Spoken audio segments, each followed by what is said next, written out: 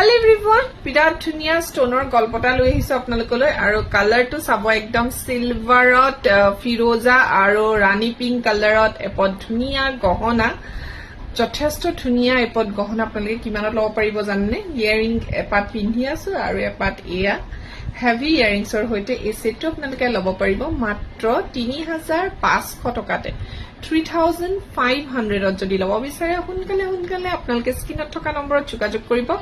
pure silver based jewellery হয় next মই এইটোৱে গোল্ড পলিশত আপোনালোকক দেখুৱাই আছো নেক্সট এটো লৈ আহিছো আপোনালোকলৈ গোল্ড পলিশৰ সেম ডিজাইন গোল্ড পলিশত আছে দেখিছেনে কিমান ধুনিয়া হয়